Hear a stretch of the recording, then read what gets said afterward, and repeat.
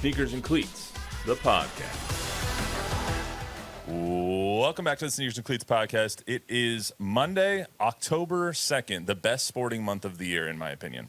This is episode 32 of the Sneakers and Cleats podcast, joined by Chuck Mikatinik today. Chuck, we had a fun day. We did. We had a fun morning. It's Spurs Media Day, so we had a team over there. But Chuck and I, we were on the All-Star Game Selection Committee for high school football, so that's fun. How many years have you done that so far? I'm not really sure. I don't want to say publicly. But I mean, we know you're old. It's fine. Seems that's true. It seems like it gets harder and harder every year, right? I mean, how many times do we have to really, really think to ourselves, we can only pick 2, but we know 6 should be there. Yeah. That was very, very difficult today in a lot of different areas. Speaks to the level of talent that we do have here in the area. It was a lot tougher than I thought it was going to be. This is my first year, obviously, doing it, and it was fun being a part of it, fun being a part of the selection process and seeing all the thoughts from and all the knowledge that was in the room with Carl Padilla there, and and you and everybody else that we had. So it was hard to whittle down, but I think we got some good squads. And SA Sports does a phenomenal job, too, absolutely. just kind of laying it all out there. We've got bios on everybody. We've got, scouting reports on everybody. Obviously, and everybody in the room pretty much has got eyes on, too. And then, yes, the caveat is we do get free lunch by Whataburger. Yeah, exactly. So hats off to David Castro. I mean, he does a fantastic job organizing that event and everything. So we'll talk a little bit more about that on Wednesday, when we do the high school episode. But we had a fun day. Obviously, the Spurs had a fun day. Don was over there. He's not part of the podcast right now because we're recording at 3:20, and he's got a show in about an hour and 45 minutes. So we got to skip Don here today. But episode 32. Episode 32. So number 32. I feel like number 32 is easy. I do, too, and I hate that I'm going to say that O.J. Simpson is the one that comes to mind for me for 32, What? but that's the one that comes to mind. So for me, the first person that comes to mind is very much to do with my generation is Shaq. Because, he wore 32 with the Magic. He wore 32 with the Heat. He just didn't wear it with the Lakers, obviously, because the rightful number 32, Magic Johnson, that's a good one. owns the number. So, if you were to say who owns 32 in sports, I don't know how you don't say Magic Johnson. But that's a good one. Is there any others that come to your mind? I don't know why. I'm getting worse at this game the older I get. But like I said, for me, it's the juice, man. When I was a kid, that guy was the dude. What about Jim Brown? So, Jim Brown, too, but he was before my time. So that was read more about it after the great career. Yeah, there's 32 is a great number. We were talking about, I think it was David and I last Friday. 31's not so great of a number. Like, there's some good ones, but 32, you got like 5 all-time greats that you can, because I'll die on this hill. Shaq's the most dominant player I've ever seen in my entire life. When he was on, once he battled his way through half the season to get in shape, he was the most dominant player I've ever seen. He could just kill somebody on the court. Yeah, we got a chance to watch him play in high school all the way up, too, so it's hard to argue that. He's from here. From Cole High School, so someone that Don and you have covered for a very long time. Indeed. Well, let's get into our rundown, which actually we don't have today. So Chuck and I have had a busy day. We're kind of just winging this one, but we'll get everything in. We got Spurs, we got Cowboys, we got some Longhorns, Aggies talk. No UTSA really because they were off this week. So we'll cover UTSA more on Friday when I think it'll be Zach and I on Friday. But we also have some baseball. We're getting into the postseason, the nitty-gritty now. The Astros overtake and win on the last day. What a development, right? We you're thought just that talking was about gonna that. I happen. just got off a Zoom with the Ranger rookie Carter, so have a little intel for tonight. Love it. Before tomorrow we get things going in the American League wild card races. But I'm just really, excited for Ranger fans that their team gets in for the first time since I think 2016. But to have an offensive game like they had the last game of the season, really disappointing. A bunch of bad at-bats. In fact, the kid had half of the Ranger hits batting out of the 9-hole yesterday. So to go out and lose 1-0 and lose a bye, lose home field, you can go on and on and on. Just really disappointing for the Rangers, but yet you have to quickly turn the page because, hey, at least you're here. Now you got to go to Tampa, and they beat Tampa 4 out of the 6 times they played them this year. So I think that's a series that, the Rangers are going to like their chances. And then with any luck, we'll see the Astros and the Rangers in the ALCS. Yep, got a lot going on today. Let's get to Spurs Media Day. So this is the first time we've seen Wemby since since he came to San Antonio that day. Unless you were in the club a couple yeah. weeks ago. Right? Yeah, unless you're in the club a couple weeks ago. Unless you're at one of the South Side bars, really. Right. This is the first time we've really seen him. He said after his media press conference and all that stuff, he said he was going to kind of vanish, get off the map for a little while, and he did. He's been kind of out of sight, out of mind for about a month and a half, almost 2 months now. But you see him today. He put on 10 to 15 pounds of muscle, he said. Wow.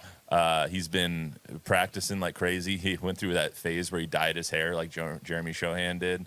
So he seems like he's meshing really well with the team so far. Yeah, I'm not surprised by that. I mean, everything that we've seen so far seems like he's amiable, likable, whatever superlative you want to put next to him. He just seems like a nice kid. Yep. So I wouldn't expect him to come over here and start throwing his weight around, even though he has put on some weight. I mean, he should. I mean, he needs a little bit. So, yeah. I mean, he came out looking like a toothpick. So, I mean, no, he he's needed a little still a bit. kid. So, I mean, right, give him 4 or 5 years to grow into his frame. Shaq wasn't always, I don't know. Big Diesel. The big diesel. Good way to put it. Let's play a little bit of the press conferences. Put together, a little compilation of all 5 of the players and Coach Popovich. So I'll play that for you right now, and then Chuck and I'll come right back. It was championship or bust, and then last year you said it was about developing these guys until you can pass them on to the next guy. You just wanted to make them pros. Right. After the draft of a certain player, does that change the expectations going forward? What would reasonable expectations be for this season? As you well know, even when we were set to compete for championships, we never talked about wins, losses, playoffs. The only statement I ever made was we want to be the best team we can be by playoff time. So I don't talk about expectations with them. It's pretty inherently obvious that we want to win. These guys wouldn't be at this level if they weren't winners, that kind of thing. So I don't think I need to beat them over the head with we're going to have this goal and this goal and this goal and this goal. Like the books talk about. Let's just go play our ass off. Let's compete, obey the basketball gods, respect and love each other, and we'll see where we go. But this might be an answer you like better. Development is great, and all those guys needed it, and they've made some big jumps. Even though there weren't a ton of wins, even in the losses, there were some great moments and some real competitiveness on the part of a lot of those guys. And of course, when you add a player with Victor's abilities, your prospects look better. But this year, with development, I think one of the important factors to enhance that development is winning. So winning is as important this year as learning was in the past. So they got to continue to learn, but adding more wins, I think, is appropriate, mandatory, helpful. Yeah, we want to win. I mean, as a competitor, that's all you want to do. That's why you play the game. That's why it's fun. You want to win games more than you lose. So that's our goal for sure. We want to win as many games as we can. Take what we learned last year. Last year was a rough year. We went through a lot of ups and downs, and this year definitely, I would agree with that. We don't want to go through what we did again last year. You know what I mean? So we want to be a lot better, and we're definitely going to win more for sure. Well, certainly we want to watch him develop, but it's the same with Devin or Keldon or Zach, everybody else. So we have 2 questions so far, and both involve Wemby, and I understand that. But there's a team out there. He's no different from anybody else. He's got to develop and improve knowledge of the game and some of his skills, just like every other player. So fortunately for us, he's very coachable, he's very intelligent, and that's already begun for him, even from the first day practicing for the summer league, just getting used to a different kind of game. So we'll watch him probably for the next couple of weeks without saying too much of anything to him, just so we understand his idiosyncrasies and the way he plays the game, how his body works, all that sort of thing. Everybody else, we know their game, we know what they do, so we've got to do the same thing with him. I'm definitely excited. We go into a new building, start a fresh leaf, and we're ready to work. We've been working all summer, and I feel like for us, training camp is just going to be another day. We've been going hard for more than half the summer, so it's nothing special. We're going to come in tomorrow ready to work, locked in as always, and we get some stuff done. Coach, Devin has made a tremendous recovery post his injury last season. What are you most excited to see maybe new from him, and what should we expect different? I think, he missed a good amount of time last year, and it really affected him in the sense that he went to work this summer and was very dedicated. His body is absolutely different than what you remember. He's much stronger, he's much more aggressive and physical, he's more confident. He wants to prove himself, both as a player and as a leader. He's been very vocal during the summer and demanding of his teammates, that sort of thing. So he's already taken some big steps. Pop talked about you taking on more of a leadership role. What does that entail for you? Like, what are you trying to do with the team? Truthfully, I'm just being myself. I don't think I'm doing anything that's out of character. I've been in the league, which is crazy for me to say. I'm a vet going into my 4th year. But we got a lot of younger guys. I'm just trying to, sit there and help them out with whatever.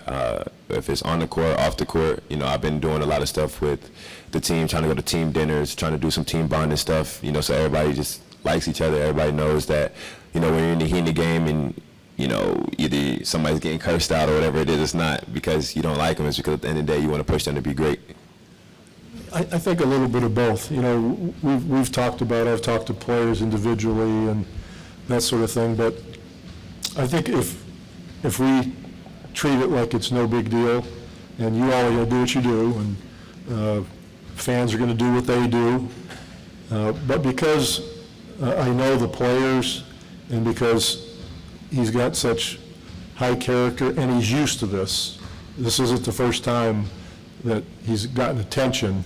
I think just handling it organically is better than making decisions ahead of time that we're going to do this and this and this and this and put everybody in boxes. Let's just roll with it and see what it's like. Man, it's just been so comfortable to have people welcome you like this, and I'm very thankful. I'm very lucky human.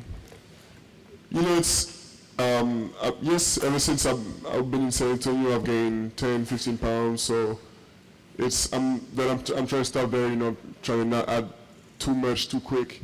So it's we're in a good path, and it's as I was saying, my conditioning and physical condition are way better than any time before in my life, so we're good. I know you've dealt with this your entire life, the fame and the attention heaped upon you, but is there something awkward about coming into a team and receiving the most attention more than guys who've been in the NBA before, and kind of how do you smooth that over with the guys? It's, I think, pretty quick. I learned to know my teammates and they learn to know me, so they know I don't care about it. Like, I'm here to make sacrifices for them, and I think they're gonna, when it's needed, they're also gonna make sacrifices for me, and they know it's different. They know they know it's gonna happen. Of course, there's gonna be a lot of attention, but at the end of the day, when everything is done, we're at practice. I'm like, okay, what do we do to get this team better? So it's really stuff we don't care about. It's basketball first. Nice. I think the best, I know I can bring some help to this team, and the best way for me to help it, and it's to not put me in a box, I think. So he knows it. He's learned to know me, and I'm learning to know him. And it's we know we're gonna make something original, something special. It was, I guess, 22 years ago now that Tony Parker was brought in as a 19-year-old from France. How much have you leaned on Tony and talked to Tony about what this experience is going to be like for you? Tony is definitely part of the guys who've been giving me advice here and there, and especially since he's lived in the city for so long. But it's good to have only good people like this. Even Boris, who's with the national team, So it's good to have such good people, that are here in case I ever need to ask a question. I'm wondering about anything. I know they're here for me. How do you visualize your rookie season going with your talent? So, I'm not sure I'm the guy to ask what expectations we have for this season, because all my expectations are really to learn how to win as quick as possible, because there's people, everyone here except the rookies is more experienced than me. So I got a whole lot to learn, and I can just turn to whoever, really. Even the guys who have just 2-3 years in this league, I know they get good advice from me, and they have already proven it in those past months. And it's, Is there anything that really jumped out as wow, this is different? Yeah, it is. Well, I think the biggest difference here is back in Europe, back in Europe, I don't think the whole organizations, like front office, coaches, staff, they aren't as dedicated to make the players and to have great ambitions long term. And it's because sometimes in Europe back there, it's there's some fights between players and coaches, players in front office. Here, everyone works in harmony, and everyone is working towards the same goal. I know it's not the same in every franchise, but here, everyone is. They know how to win these. They've done it before, and they want to do it again. So everyone is working towards the same goal. It's just a beautiful harmony. Hey, Victor, right here.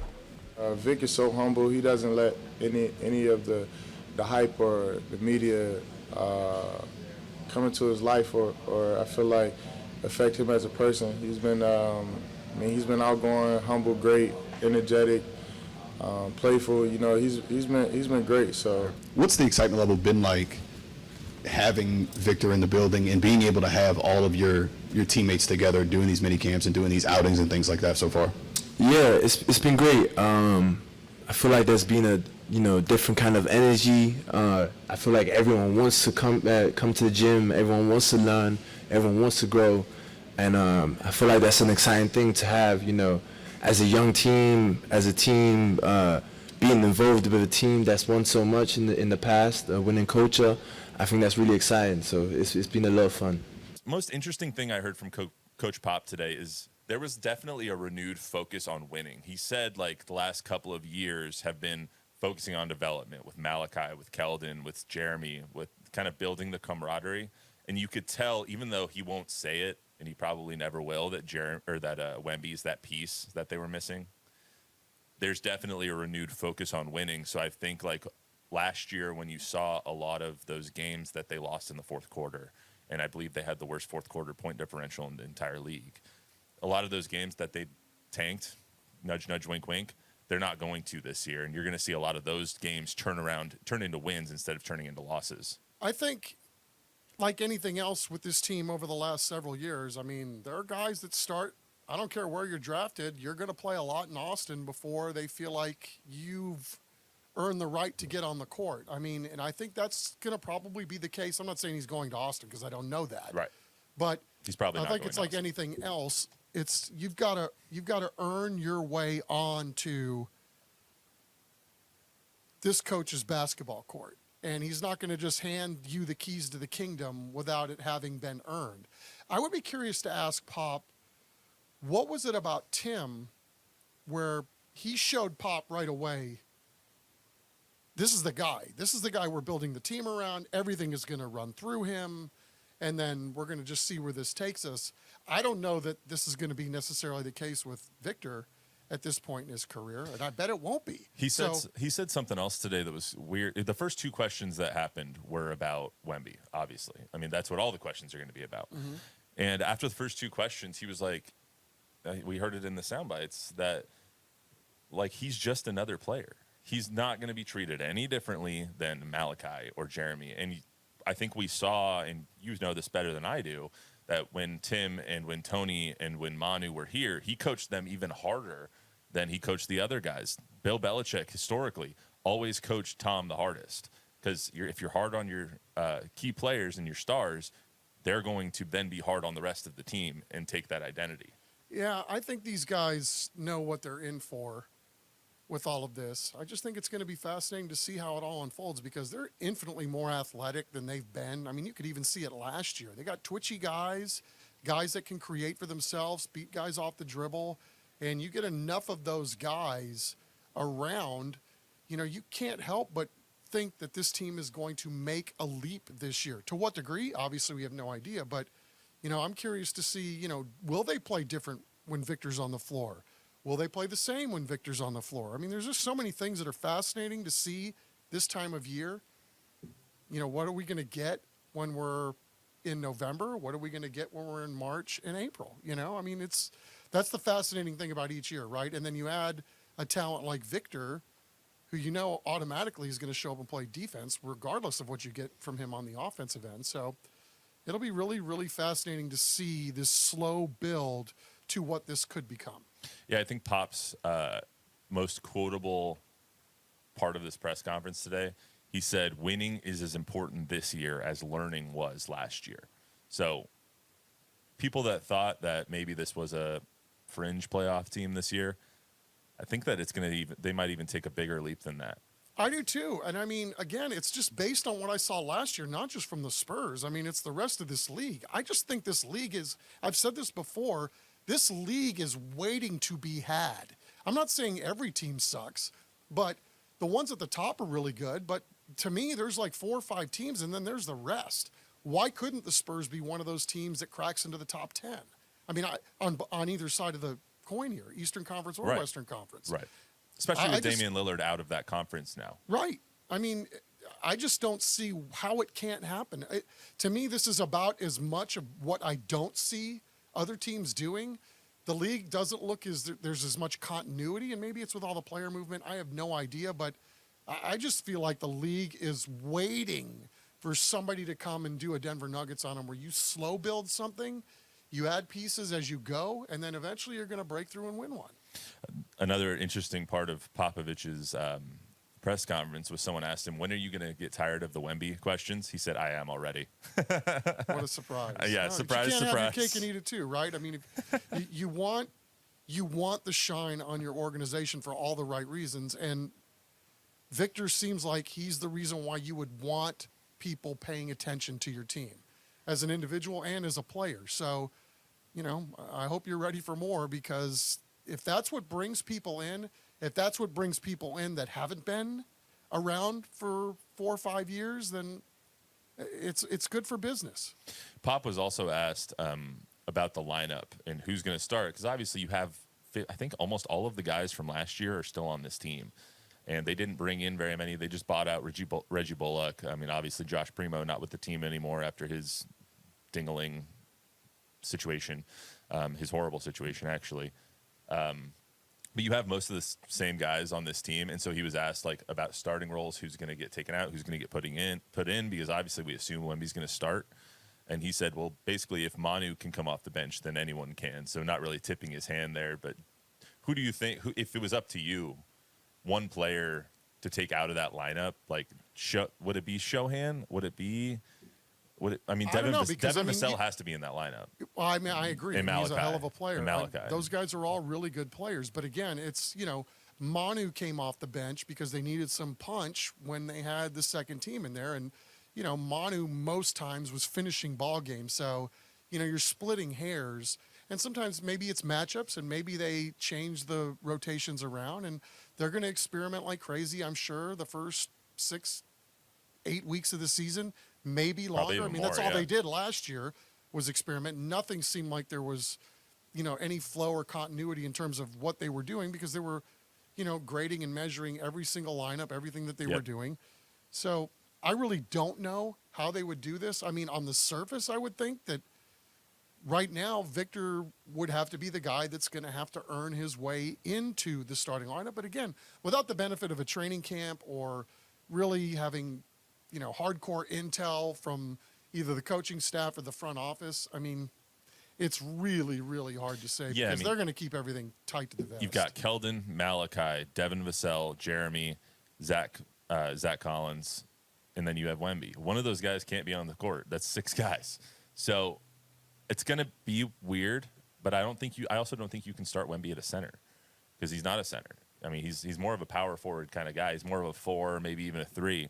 One of the things that Wemby said during the presser today was that the best way for me to help the team, and we heard it in the bites, best way for me to help the team is to not put me in a box. We know that we're going to make something original.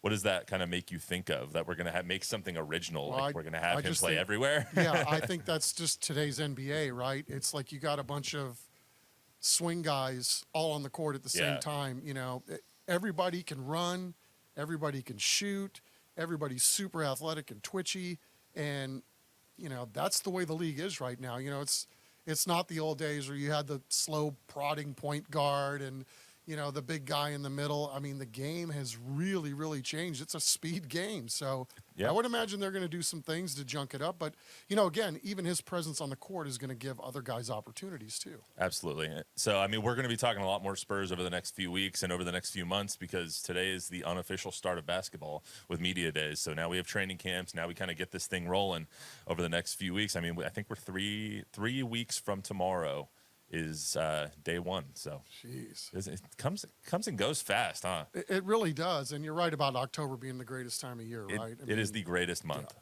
You have football, you got basketball, you got hockey starting, you got baseball playoffs and postseason. You just have everything going on. High school football is in full swing. You usually have rivalries in college football, like we're going to see this weekend with the Red River, with OU and Texas. So we got everything in the hopper. I just love this month.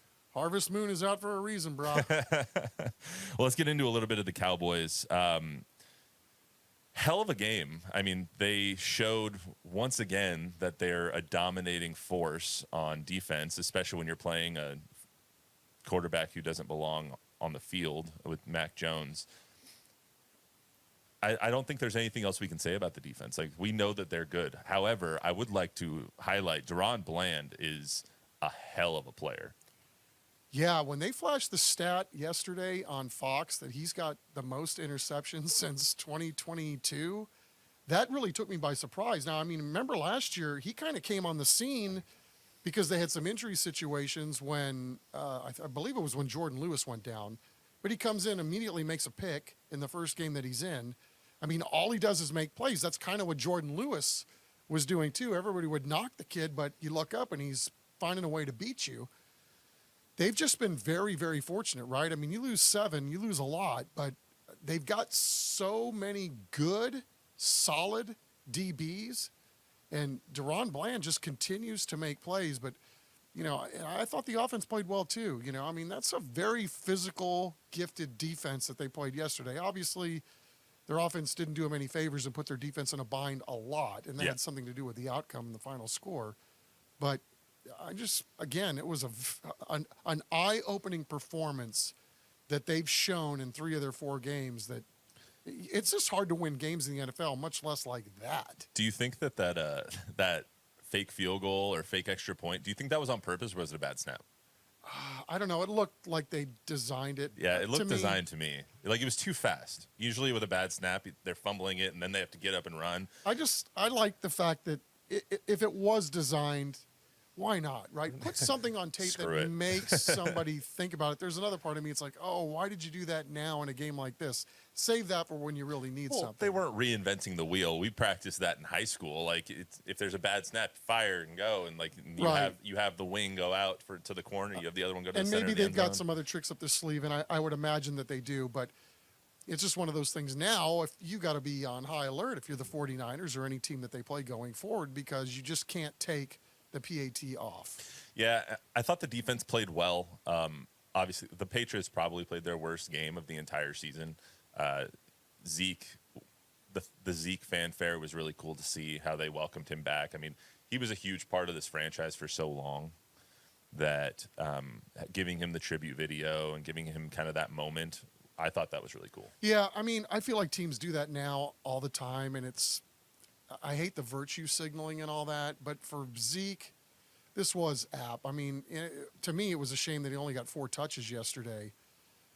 But, yeah, I mean, we've talked about it before. I mean, what he meant in that room, what he meant around town, what he meant to us in the media, you know, it's legendary. I said it during the show when I was filling in on Friday that he was a lot of his teammates' favorite players, but he was the media's favorite player as well, just because he was always available for a soundbite. Win, lose, or draw, but mostly lose. Let's be honest. I mean, you don't need a soundbite when they win. Everybody likes to talk. Right. It's when you lose, that's when you really need the guys to step up. That's why you like Terrence Steele so much too, right? I mean, at least Terrence will talk to me. All right, well, let me get to the bad of the performance from yesterday. I mean, there's not a lot of bad when you have a 38-3 win. Their offense is still not good. Like, 1 of 5 in the red zone. Again, their red zone issues are going to bite this team in the ass because they suck in the red zone. I thought they made some strides. I mean, the first touchdown pass to CD was just outside the red zone. And again, I mean, they're 8 of 15 on third down. They didn't turn the ball over. They did allow 3 sacks, but again, you still have moving parts up front. I don't know. I mean, I think it's just hard. You're not going to score every single time you're down there. Yes, they're not perfect, but while they figure it out, it sure is nice that they're getting these kinds of results 3 out of the 4 weeks of the season. And McCarthy's talked about this before.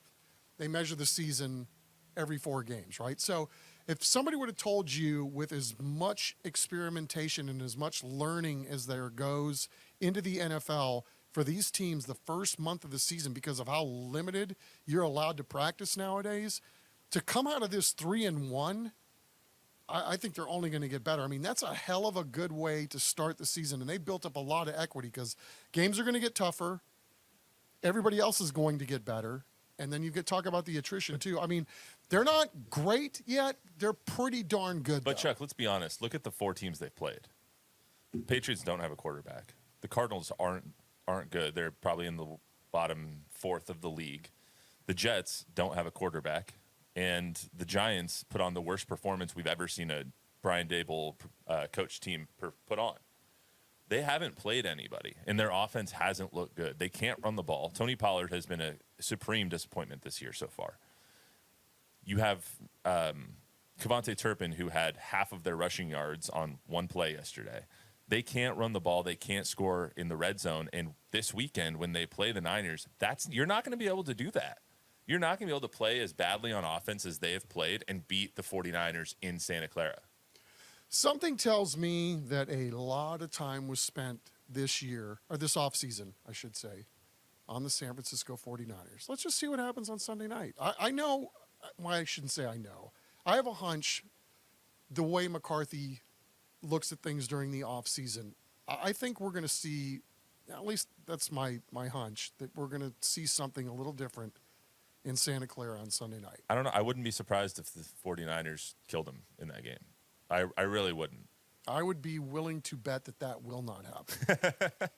I just have, again, there's a trend with them and the Cowboys that I think probably gnarled on McCarthy, and knowing how he approached things in Green Bay, where the most important things obviously are the division and how much they worked extra in the offseason, breaking down their opponents in the division. Because if you win all those games, you're pretty much guaranteed going to the playoffs. I have a feeling that the 49ers were one of those teams that they really spent a lot of time dissecting in the offseason. And I'm not going to be a bit surprised if they unleash the fury on Sunday night. I agree that the Niners, that they've spent a lot of time on the Niners, but the Niners have their number. And I don't want it to sound like, I don't want to be like Don right now and be the wet blanket on a great performance, but you have to look at this holistically, and as a whole, they haven't put together a complete game yet. We're 5 games into the season. They've played the worst of the worst, and now you're going to go up against the best of the best, probably the best or second best team in the entire league. This is where you prove if you're in that conversation or you're not. Right. And I'm with you on that. they haven't showed me yet that they're in that conversation, despite kicking the crap 3 out of 4 times out of the worst teams in the league. It's hard to get, I'll say this again, it's hard to win in the NFL. And It it's is. even harder to win like they're winning. So, I mean, it's, after a win like that, I think, we can always revert back to what they may or may not be doing in the red zone. I get it. I'm with you. I think they should be better in the red zone too. They would probably tell you that they need to be, their standards are a lot higher. I think Dak said as much. We'll just see what happens Sunday night. I'm curious because, again, it's either way. Even if they kick the crap out of the 49ers there, it's just, at the bottom line is, it's just week 5. So I mean, it's week 5, but that's that and the 2 Eagles games are the 3 most important games on their schedule. So, but the key is win enough to get to the postseason. Hopefully, you've done enough to get home field for all of it. But man, again, what they look like right now, they're going to look totally different at the end of the year. I mean, they haven't had their offensive line whole all year. What's going to happen? How much better in the red zone are they going to be when all those guys are finally back? I mean, again, this tale has yet to be written, and you would hope that a team is much better in week 16 or 17 than they are in week 3. but they look at things in quarters in the NFL. I mean, your first quarter of the season, you were 3-1. You should have been probably 4-0 with just looking at the teams on the schedules. Your next quarter of the season is difficult. You're at the Niners, you're at the Chargers, then you have a bye, then you're home to the Rams, who are much improved, and I think should have Cooper Kupp back by then, are a very good team, and then you're at the Eagles. Like, you have 3 of your 4 toughest games on your schedule in this quarter of the season. So we're going to see in week 9, after that Eagles game, who this team is and who they're not. I agree. But, I mean, this is, you weren't going to win all 4 games more than likely. I mean, there's only been one undefeated team in the league. I mean, look at the Eagles yesterday. The Howell kid for Washington looked like he'd never played quarterback in his entire life the week before, and he's the guy that's rallying him down the field at the end of the game and then sending it into overtime. I mean, it's just, that's the way it is in this league. The other guys, even though they've got warts too, are pretty damn good. It's true. And like I said, like I said last week, I thought that the game against the Cardinals was a bad sign because they have fundamental issues. However, don't get me wrong, the Cowboys are a very good team, and I think they're probably the top 3 team in the league, or in the conference, outside of the Eagles and the Niners. I just think that the Niners are so much better than everybody else that it's hard to even put the Cowboys in that conversation, especially since the Niners have beaten the Cowboys every single time they've played through the last 5, 6 times. They've gotten the Cowboys' attention. There's They no got their question number, about man. it.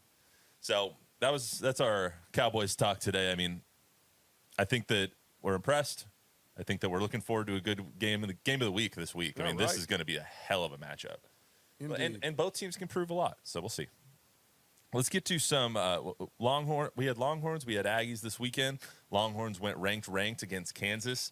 Ended up pulling off a pretty convincing win. I mean, Quinn Ewers continues to impress me in that matchup. Yeah, I was looking at my ticker on that game. It was 20-14, and then I had to go do some stuff. And then I saw a young man at Jersey Mike's, and he had a Longhorn football T-shirt on. Hey, did they end up winning that game? He's like, oh, yeah, we won going away. It's like, okay, cool.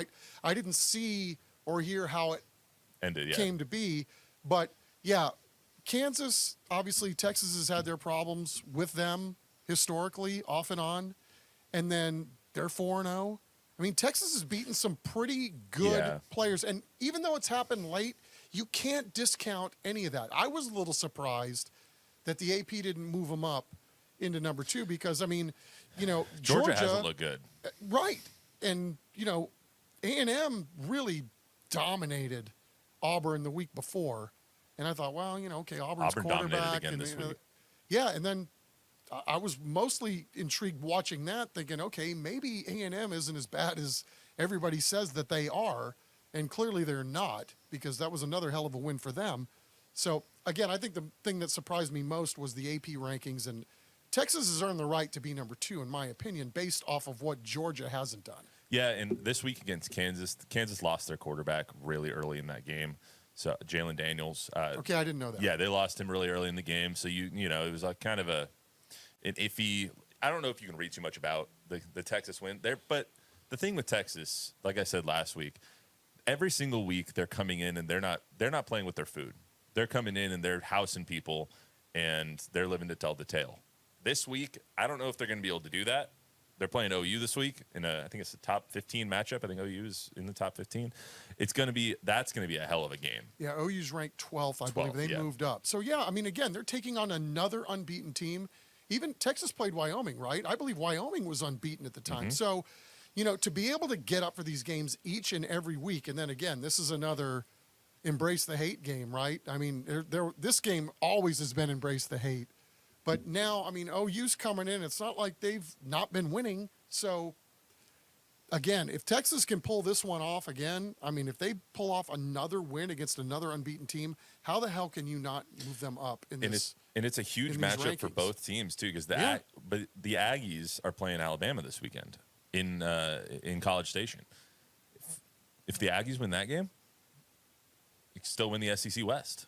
I mean, the SEC West can be had right now with Ole Miss beating LSU this past weekend, the Aggies beating Arkansas this past weekend. Alabama's not as good as we all thought they would be, but Mississippi State isn't very good. Let's be honest. They beat beat Mississippi State this weekend, and Mississippi State, RIP Mike Leach, they're not very good. And so you have this game now with the Aggies getting to an Aggies conversation. Can they beat Alabama? Can they get into the top 25 again, even without Connor Wegman? Can they? Yes. I mean, that's the caveat, right? I mean, you are going into this game with your backup quarterback. But having said that, Max Johnson has sure shown a lot of maturity. And, you know, this is the guy that's the first one in the facility, the last one to leave, team guy, talks to everybody. I mean, he has intangibles that will help galvanize a locker room. I mean, for him to do what he did coming in cold 2 weeks ago against Auburn, where their offense was sputtering and they went right down the field and scored. They went right down the field and scored.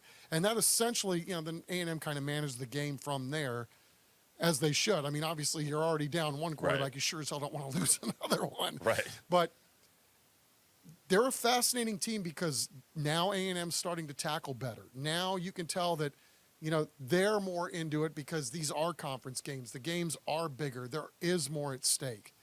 So I just think it's fascinating to see a team switch. That's what I would expect UTSA to do this week, too. I mean, these games mean more. Your whole season, I don't care what it's looked like prior to conference play. Once conference play, that other stuff doesn't matter anymore, just like with the high schools we see every week. This is such a crazy week for high school or for college and pro football teams for Texas.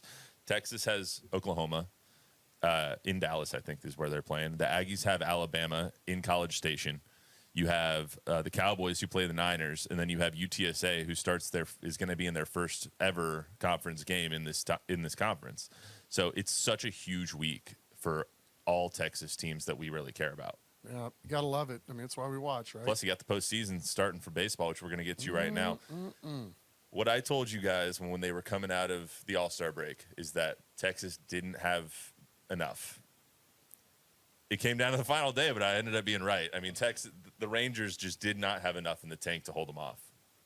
No, it speaks to what the Astros are, though. I mean, you can change the names, win differently every year. I mean, they didn't look like world beaters down the stretch either. But, you know, again, there's a lot of moving parts. Texas has gotten banged up. Houston, banged up, but gotten healthy, but still dealing with injuries. It's just going to be a fascinating postseason. Again, what the Astros do and have done since 2017 is absolutely stunning because it's like what? You've got Verlander, you've got Altuve, you got Bregman, and McCullers is out. But the rest of these guys are, you know, over the last 6 years are fairly new to the scene. And yet, here they are again with a week off and an automatic punch in to the DS. Gotta love it. It's crazy. And then the Rangers, by virtue of losing that game, have the worst draw. Like, I wouldn't want to play the Rangers, or the Rays, excuse me. Well, I mean, again, I think we got to salute the Rangers too, because there are a lot of people that didn't think they were going anywhere this year, and they had their hands on the division for most of the year, and then Josh got hurt, and That really changed everything, didn't it? Evaldi missed a lot of time. You trade for Scherzer, he's out, but maybe he comes back because that's the kind of guy he is. So, it's just baseball. I know everybody was castigating the Astros for losing to the A's and losing to the Royals, but those teams were playing with nothing to lose. And, guys that were playing for their contracts next year or maybe playing for the right to play in those same uniforms. It's just baseball. This is what happens. So now let's see what happens when you condense, because it's like you need 3 starters, yes, but now the Rangers, they can put some of these starters in middle relief. There's a way you can beef up in a short series. Their and with any bullpen luck, is so bad. The Rangers' bullpen might be the worst in the league. It's horrible. I mean, everybody's been getting hit hard lately, it seems like. Although yesterday they pitched their ass off. So, again, you just don't know what's going to happen. And again, they won 4 out of the 6 games against Tampa, coming off a sweep the last time they played them. Of course, that was in Arlington. They did lose 2 out of 3 at the Trop, but it's why we watch. I can tell you have no idea. The thing that would concern me the most is that Tampa's been there, done that. Yeah, Tampa has been, I'm not going to say the best team in the league all season, because they haven't been. The Orioles have been, which hats off to the Orioles. And first and foremost, like the Orioles and what they've done and what they've built is something that every organization should aspire to do. They have built something that is sustainable, that has a culture, that has everything that you want. So hats off to the Orioles first and foremost. Yeah, I mean, I think, with the Rays, though, what they've done similarly, but yet over a longer period of time, is very Spursian. The fact you have limited resources, this is how you're going to do your job. You're always planning for the next man up, and you plan accordingly, but you got to draft well. And certainly Tampa has done that, because as soon as those guys are up in 7 years, they're gone. Well, the Rays continue to do more with less, as they always have. But this season, especially, they're playing a team. They're playing like, it seems like they're playing a team that is the anti-Rays.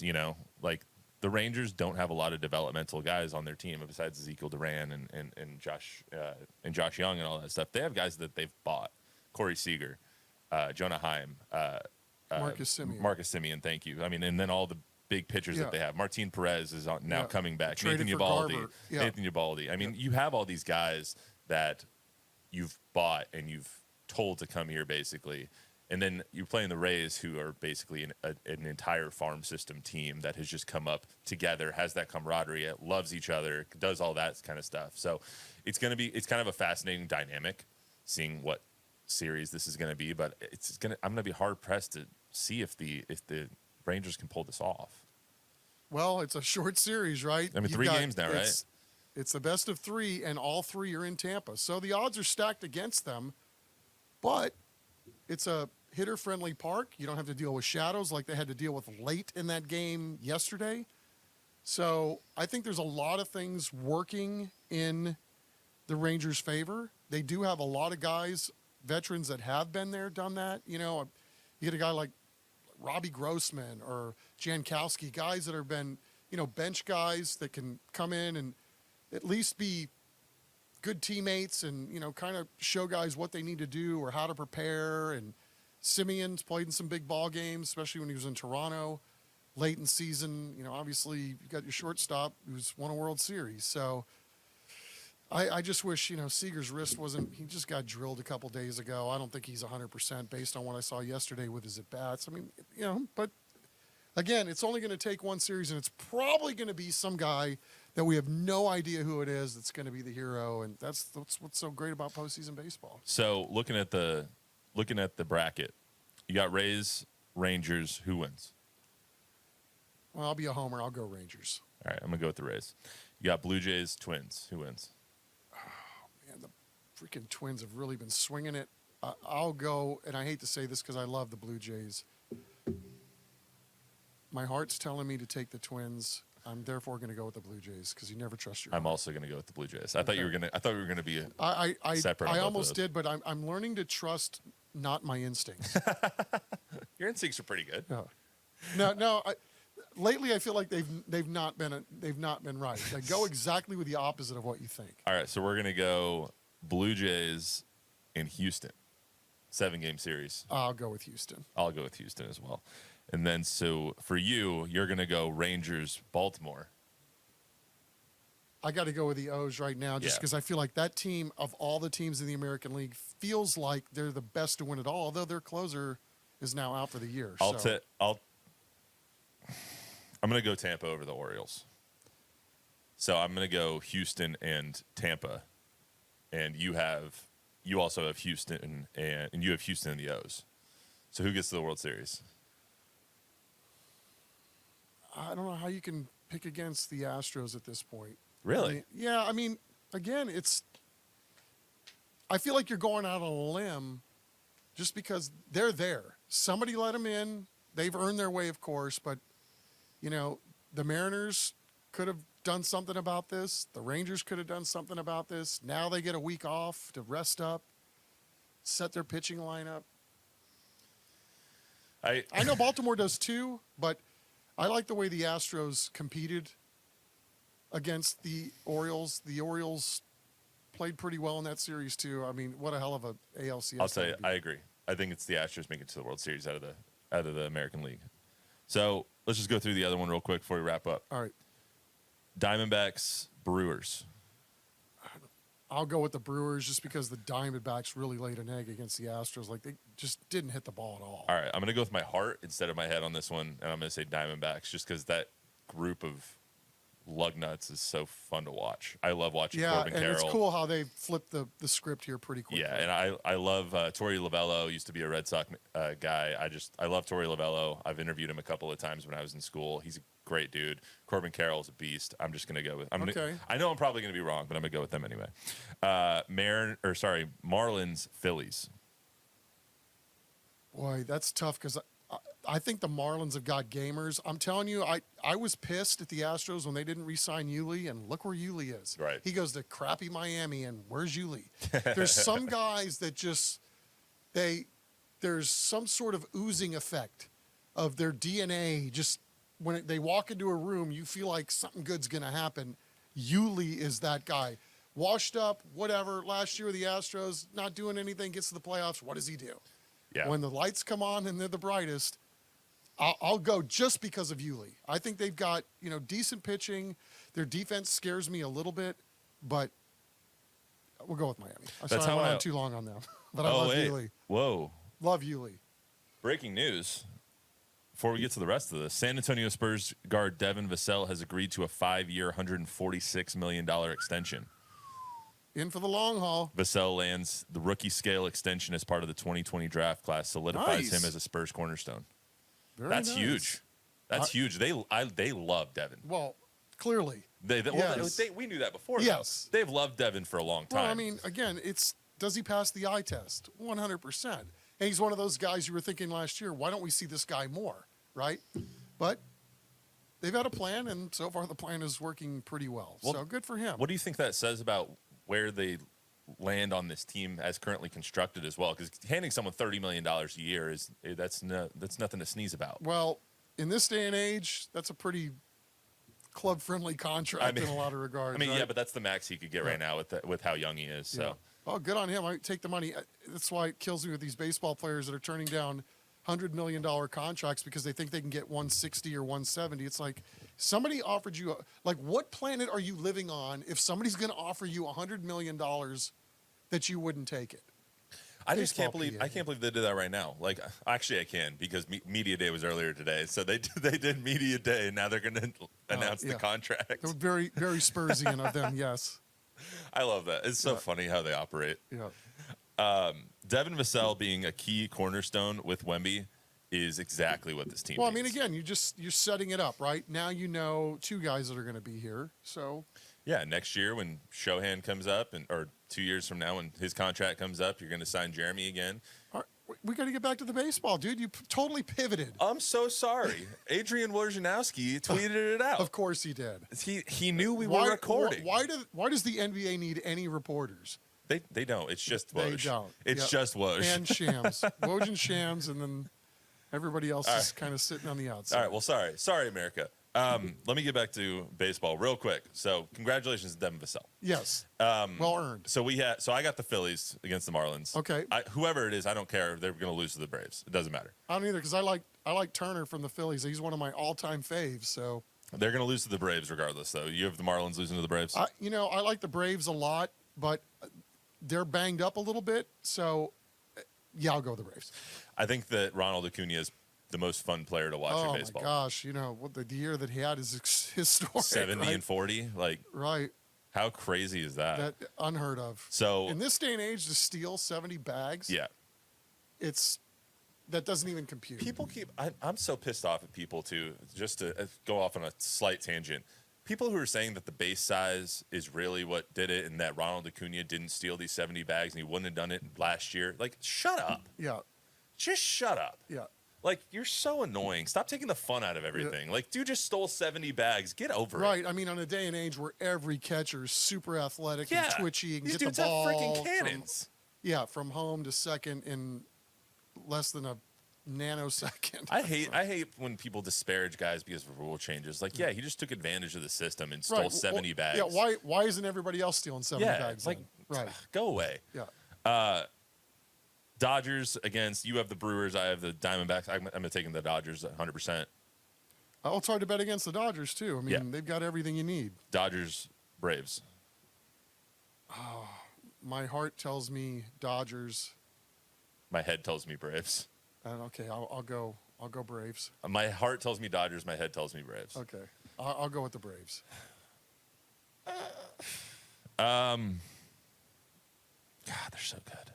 I'm going to go with the Braves just because no, I'm not. I'm going to go with the Dodgers because I think that the Braves pitching is going to bite them in the ass. Plus, I like Alex Anthopoulos, the GM for the Braves. Yeah. He helped build those Blue Jay teams back in the You're day. so funny when you're like, I really like their GM. Yeah. I'm going to go with that. No, I mean, he's a friendly guy. He's a real human, and he's everywhere he's gone, everything he's touched has turned to gold. So. All right, so Braves, Stros. I think at that point I'd have to go Braves. Okay, so you're taking the Braves to win the World Series. Yes. I would have. I hate that I am because I know that it's not going to go down that way. I would have Dodgers, Stros. I'm going to be curious a week from now to see how wrong we were in the first round. That's going to be. We'll play it back. We'll be lucky if we're 50-50. We'll play it back. Because that's how beautiful baseball is. Because that's how beautiful predictions are. Yep. I'm going to take. I don't want to take the. I'm going to take the Dodgers. Okay, that's fair. I mean, I'm going to take the Dodgers to win the World Series. So that is all we got for you today on Sneakers and Cleats podcast. We will see you back here on Monday. Remember to rate, review, subscribe, unsubscribe, resubscribe, re-rate, re-review, give us a 5-star rating, give some feedback. Feedback is a gift. I'm surprised I have this memorized. Usually I read off of my rundown, but we don't have a rundown today. So I'm really trying to not mess this up. We'll be back on Wednesday. Winging it. Maybe it'll be, I think it'll be Chuck and me and probably Zach on Wednesday, but, TBD. We have our great TNL matchup this week. Finally get to see Steel in person, our third-ranked team in our TNL Top 10, and New Braunfels, the Unicorns, one of the best mascots in our area. Right. I just got off the phone with Coach Signs over at Steel, and I said, "You got anybody going to college?" He goes, "I'll send you the list." Well, and we also we just did this ridiculous amount. Like he's like, I honestly goes, "I have a list. I'll email it to you because we'd be here for an hour." That's awesome. Well, we need to see the list because that list is going to be great. I talked to Coach Signs tomorrow at 10 o'clock. I think I have an interview with him, and then 9:30 I'm talking to Coach over at New Braunfels, and so I'm excited. I love getting to talk to the coaches beforehand, especially because these two teams are really good. Yeah, and I tried calling Coach Mangold today, but there was something goofy with my cell phone working. Like I tried calling his cell. User error. It went straight to freaking back to my computer. And then I thought, well, maybe he changed his phone. He didn't want me calling him. That wouldn't be the first time. So I called the school, and the same thing happened. But he really just doesn't want to talk to you. Yep, I'm sure that's what it is. All right. Well, let's get out of here. We'll see you back here on Wednesday on the Sneakers Cleats podcast. Congratulations to Devin Vassell. We'll be right back.